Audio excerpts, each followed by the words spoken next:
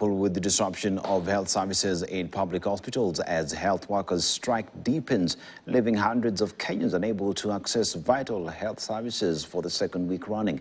And as the push to have their demands addressed heightens, the Nurses Union has faulted the Salaries and Remuneration Commission for delaying the adoption of their collective bargaining agreement and implementation of the 2017 Return to Work formula, further catalyzing their push to have the crucial documents recognized. Gloria Milimo reports. Kenya's public health sector continues to be in crisis, and as healthcare workers' woes deepen, hundreds of patients seeking health services in public hospitals across the country are yet again being confronted with disruption of crucial services. A spot check by KTN at the Kisumu County Referral Hospital brought to the fore the impact of the ongoing industrial action. Stranded patients and no health workers in sight to attend to their health needs.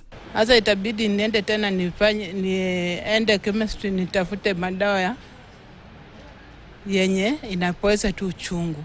We will continue negotiating with them so that we come to some understanding that is acceptable both to the county government and to the healthcare workers. In Lamu County, health services were paralyzed for the second week running as clinical officers staged demonstrations to the county assembly over the fate of UHC staff whose contracts are yet to be renewed in the county. Kwa nini coast nzima Lamu peke yake ndio county ambayo haijasign CBA ya clinical officer?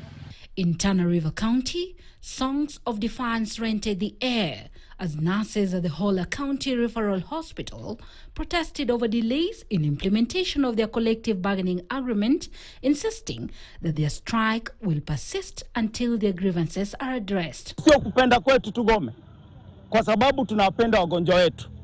Lakini sasa imebidi siwezi fanya kazi na tumbo ikiwa empty. Similar scenes were witnessed in Transmara, where health workers boycotted work, demanding that the county government of Narok addresses their human resource demands. Nika hapa Kilgoris nimeleta mgonjwa hata hakuna madaktari, tunashangaza tutaenda wapi sisi wananchi. In Turkana County, health services were also disrupted by the ongoing health workers' strike that left patients stranded at the Lodwar Referral Hospital.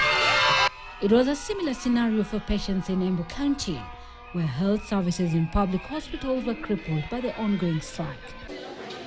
In Nairobi County, however, where at least 70 nurses and 80 clinical officers did not report to duty at the Mbagathi Hospital Friday, services continued uninterrupted. The facility says the services are being kept afloat by locum health workers. Despite the industrial action by the nurses and the clinical officers, services delivery at Mbagathi County Referral is still ongoing.